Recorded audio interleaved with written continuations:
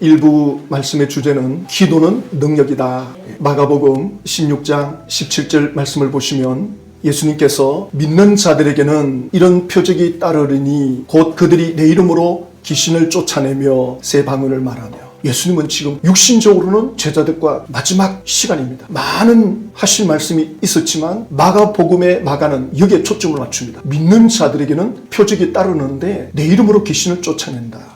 왜 이 말씀을 마지막에 하셨나? 요한계시록을 우리가 공부하고 있잖아요. 해보면 어둠의 영들이 황충이 떼처럼 사람들을 집어삼키고, 또 2만만의 마병대 2억이 넘는 어둠의 영들이 3분의 1의 사람을 죽이고, 그래서 계시록을 보면서 이 어둠의 영들의 역사가 얼마나 무섭게 사람들을 공격하는지를 실감하게 되죠. 그러면서 저는 또 신천지 사역에 연루되면서 이 어둠의 영들을 더 피부로 와닿는 경험을 하게 됩니다. 내 이름으로 귀신을 쫓아낸다 했을 때 과연 이 귀신이 어느 정도의 수가 되길래 모든 믿는 자들에게 이런 표적이 따른다. 그러면 이 귀신이 어느 정도의 수를 가지고 있느냐? 요한계시록에서는 헤아릴 수 없을 정도로 이 땅에 살아가는 사람들의 인구보다 어둠의 영들의 수가 더 많다. 이것이 에베소서 2장 2절에 나옵니다. 그때에 너희는 그 가운데 행하여 이 세상 풍조를 따르고 공중의 권세 잡은 자를 따랐으니, 공중 권세 잡은 자, 곧 지금 불순종 아들들 가운데 역사하는 영이라. 불순종하는 아들들, 하나님을 거역하는 불순종하는 이 아들들 가운데 공중 권세 잡은 자의 영이 역사하고 있다. 그래서 세상을 향하게 하고 세속을 쫓게 하고 육신의 욕망대로 살게 하고, 그래서 하나님께로 나아가지 못하게끔 지금 이것이 일어나고 있는 일입니다. 우리가 눈에 안 보이고 느껴지지 않는다고 그럴 수 없다 할 수가 없는 거예요. 우리가 성경을 통해서 우리는 영적 세계를 보는 겁니다. 요한복음 13장 2절에 마귀가 벌써 시몬의 아들 가룟유다의 마음에 예수를 팔려는 생각을 넣었더라. 여기 보면 벌써라는 말씀이 있죠. 이미 가룟유다는 마음을 굳혔어요. 예수님을 배반해야 되겠다. 이러니 돌이킬 수가 없는 겁니다. 마귀에게 완전히 마음을 내어준 상태. 그런데 마태복음 16장에 보면 예수께서 돌이키시며 베드로에게 이르시되 사탄아 내 뒤로 물러가라. 너는 나를 넘어지게 하는 자로다. 베드로가 예수님을 붙잡으면서 예수님 십자가에 죽는다니 무슨 말씀이십니까? 예수님이 죽으시면 안 됩니다. 예수님이 죽는 자리에 나도 따라갈 것입니다. 여기 있는 사람들 다 주님을 버려도 저는 끝까지 주님 따라갑니다. 절대 주님을 죽는 자리에 내버려두지 않을 것입니다. 예수님이 사탄아 물러가라 그러고, 그러면 하는 말씀이 너가 하나님의 일을 생각지 아니하고 도리어 사람의 일을 생각하는도다.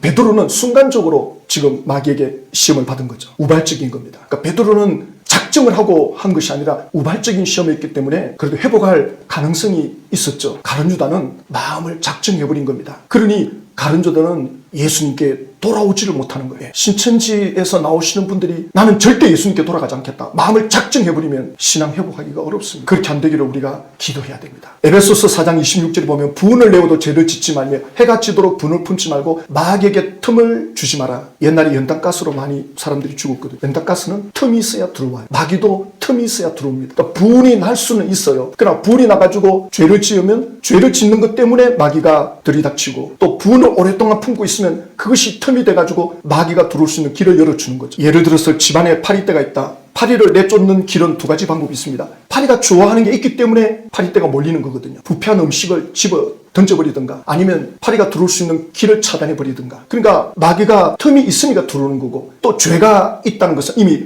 완전히 문을 열어놓은 거죠. 그래서 분이 나더라도 죄를 짓는 자리까지 가지 마라. 또 마귀에게 틈을 주지 마라. 분을 계속 품고 있으면 죄에 노출되기가 쉬운 거죠. 분노는 미움과 원망과 불평을 가져오게 되죠. 마귀가 거기에 틈을 타는 거죠. 그래서 이제 귀신 들림이냐 귀신에게 사로잡힘이냐 이런 표현들을 하는데, 귀신 들림이라는 표현은 사람의 혼의 영역까지 들어올 수 있습니다. 돌락날락하는 겁니다. 귀신에게 사로잡혔다. 자기 인격을 내준 겁니다. 예수를 믿지 않는 사람을 지금 대상으로 말합니다. 완전히 자기 마음을 어둠의 영에 내어준 상태. 이걸 흔히 우리는 미쳤다는 표현도 쓰기도 하고, 어떤 일에 중독이 됐다. 알코올에 중독이 됐다. 도박에 중독이 됐다. 그러니까 자기가 자기 마음을 컨트롤이 안 되는 상태, 또 다른 인격체가 나를 붙잡고 있는 상태, 만약에 그 어둠의 영들이 떼거지로 들어와 있다, 다중인격이 돼버렸다, 완전히 미쳐버린 상태가 됩니다. 굉장히 어렵죠. 하나만 들어와도 힘든데, 거라사 군대 귀신에게 사로잡힌 그 사람은 수천의 떼가 들어와 있다고 말하고 있죠. 그래서 이 어둠의 영들이 혼의 영역까지 이렇게 들락날락 하거든요. 그러니까 그 사람은 자기가 배운 지식, 경험 가지고 윤리, 도덕, 철학을 가지고 정신적으로 이 귀신을 밀어내는 거죠. 그래서 정신만 차려도 귀신에게 홀리지 않는다. 일리가 있는 말이에요. 그러니까 우리 혼의 영역으로 어느 정도 귀신을 막을 수 있어요. 그러나 결정적인 순간에 오면 사람은 무너집니다. 아무리 사람이 강하다 해도 다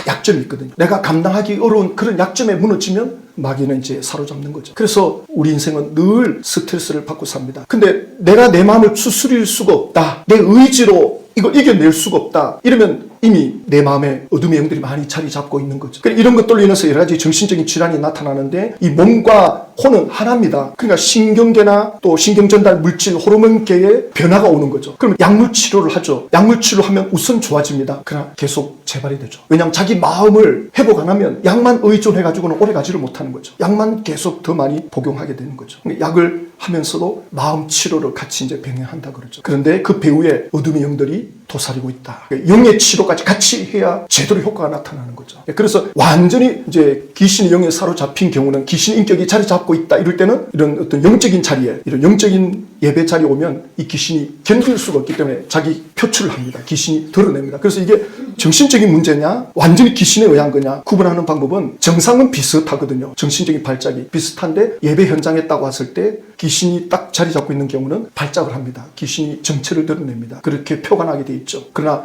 귀신이 들락날락 해가지고 정신적으로 이미 호르몬계나 어떤 신경계가 문제가 있다 이런 경우는 마음 치료를 해야 되는 거죠. 약물 치료와 함께 이런 부분들을 구분 안 하고 무조건 정신적으로 이상이 있다 해가지고 귀신을 내어 쫓아야 된다. 기도원 같은 데서 사람을 묶어놓고 하다가 어떤 극단적인 그런 사고가 생기는 경우도 있죠. 그거는 잘 분별해야 되는데 에베소서 4장 18절을 보면 그들의 총명이 어두워지고 그들 가운데 있는 무지함과 그들의 마음이 굳어짐으로 말미암아 하나님의 생명에서 떠나 있도다. 예수 그리스도를 믿지 않는 이들에게는 그 영이 이미 죽어 있는 상태, 그 영이 제 기능을 못하는 상태입니다. 혼은 멀쩡하죠. 경험도 있고 지식도 사니까 정신력으로 버티는 거예요. 그러니까 이 정신력으로 버티니 스트레스가 많죠. 그리고 정신력으로는 영적 세계를 모릅니다. 영적 세계에 대해서는 굉장히 어둡고 무지하고 아무리 그가 뭐 재벌 총수, 대학 교수, 법관이라 해도 결정적인 순간에 이상해져 버리잖아요. 사람이 배운 것도 많고 돈도 많고 인간적으로 볼 때 부족함이 없는데 이상한 행동 해버리는 사람들이 있잖아요. 그래서 방송에 나와가지고 이렇게 노출되죠. 바로 그겁니다. 대단한 것 같지만 영적으로 캄캄하기 때문에 결정적인 순간에는 어둠의 영에 붙잡히면 자기가 모르게 죄에 노출이 됩니다. 그러니까 예수 그리스도가 없는 이들에게는 이 영이 완전히 마비되어 있는 상태, 혼으로 버티지만 이 영적 세계에 대해서는 무지하고 어둡다. 그래서 마음이 굳어있다. 영적인 것에 대해서는 마음이 굳어있는 상태, 하나님의 생명이 떠나 있는 상태, 하나님에 대해서 감각이 없는 상태, 성경은 그렇게 말씀하고 있습니다. 그런데 갈라디아서 5장 16절을 보면 내가 이르노니 너희는 성령을 따라 행하라. 그리하면 육체의 욕심을 이루지 아니하리라. 예수를 믿는다 할 때 예수님이 나의 죄를 위해서 십자가에서 죄 청산을 하셨다. 나의 죄 때문에. 그러면 내가 죄인인 걸 인정해야 되는 거죠. 그리고 그 예수님이 대속제물이 되어 주셨다는 걸 인정하고 그걸 믿고 받아들이면 이제 죄사함이 이루어지면서 성령님이 하나님의 자녀들 속에 들어옵니다. 영이 살아납니다. 영이 살아나서 이 성령님은 이제 우리 양심의 불을 밝힙니다. 우리 안에서 양심이 살아나고 죄에 대해서 민감해지고 영적인 것에 대해서 민감해집니다. 그래서 그 성령에 대해서 민감하게 반응하면 할수록 영적인 감각이 살아납니다. 그래서 성령에 민감해라. 성령을 따라가라. 육체의 욕심은 자기 감정, 기분,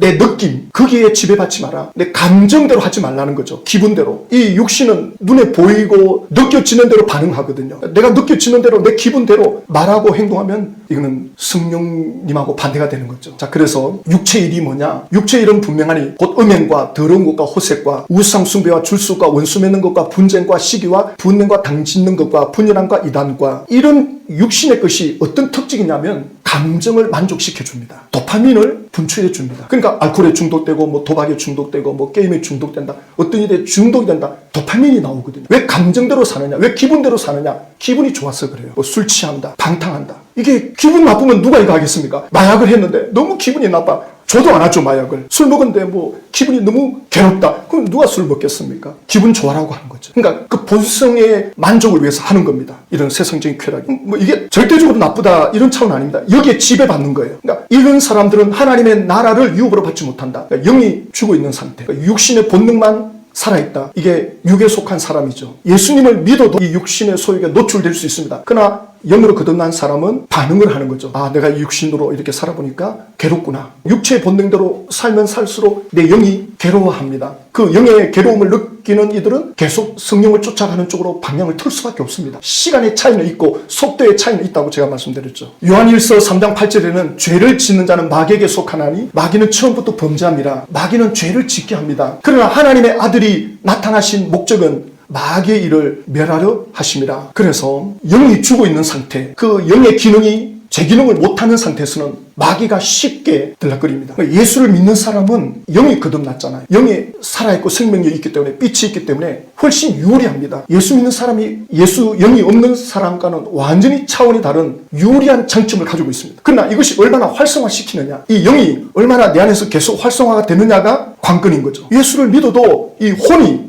강하게 작용하고 있다면 예수 믿는 사람이나 안 믿는 사람이나 차이가 별로 안 나요. 그러므로 예수를 믿는다고 했을 때, 거듭났는 상태라고 했을 때 이 영이 활성화가 돼야 됩니다. 그래서 혼의 지배를 받지 않습니다. 혼을 다스립니다. 내 기분대로 하지 않습니다. 내 감정대로 하지 않습니다. 그러나 이 혼의 영역, 이 죽은 영에 있는 이런 경우는 혼이 주인이 되어 있기 때문에 기분, 감정, 눈에 보이는 것, 피부로 느끼는 것, 여기에 많이 반응합니다. 그러나 거듭난 사람은 혼에 반응하는 게 아니고 영에 반응하는 겁니다. 그래서 요한복음 14장 27절에 평안을 너에게 끼치노니 곧 나의 평안을 너에게 주노라. 내가 너에게 주는 것은 세상이 주는 것과 같지 아니하니라. 너희는 마음에 근심하지도 말고 두려워하지도 마라. 그러니까 예수 믿는 사람은 혼의 만족을 추구하는 게 아니라 영의 만족을 추구하기 때문에 세상 재미에 빠져들지 않습니다. 어느 정도 가다 보면 재미가 없어집니다. 영이 만족이 될 때마다 혼의 영역이 줄어듭니다. 그래서 세상 사람들은 이해를 못해요. 야, 무슨 재미로 예수 믿냐? 이것도 하지 마라, 저것도 하지 마라. 재미가 없다 그러죠. 맞죠? 혼적인 재미가 없어 보이죠. 그러나 예수님이 주시는 평안, 성령님이 우리 안에서 주시는 그 열매는 사랑과 희락, 화평, 오래 참음, 자비, 양성, 충성, 온유, 절제거든요. 그러니까 이런 기쁨, 이런 평안을 내 안에서 생수같이 넘쳐나는 것들이 경험되어질 때 우리는 이 혼의 영역을 다스리게 됩니다. 혼의 영역을 이겨가게 됩니다. 그래서 반응을 혼적인 걸로 반응하지 않고 영으로 반응합니다. 이것이 마가복음 11장 23절에 내가 진실로 너에게 이르노니 누구든지 이 산더러 돌리어 바다에 던져지라 하며 그 말하는 것이 이루어질 줄 믿고 마음에 의심하지 아니하면 그대로 되니라. 그러니까 마음의 의심을 왜 합니까? 이 마음의 의심은 혼적인 영역이거든요. 눈으로 보는 것, 귀로 들리는 것, 또 내 생각, 이건 3차원이잖아요. 그러니까 내 생각으로 볼 때는 이 엄청난 장애물을 어떻게 옮길 수 있냐, 이렇게 큰 산 같은 문제를 어떻게 감당할 수 있나, 내가 그동안 살아본 결과로, 내가 경험해 본 결과로 이건 정말 어렵다. 기도하면서도 어렵다 그러는 거예요. 그냥 혼의 영역으로 보는 겁니다. 그러니 의심이 들어오는 거예요. 그러니까 그동안의 경험과 지식으로 볼 때 이 문제는 감당하기가 어렵다. 그러니 기도하면서도 의심이 들 수 있는 거죠. 혼의 생각으로는 전혀 변화되지 않을 것 같아. 전혀 이게 해결이 안 될 것 같아.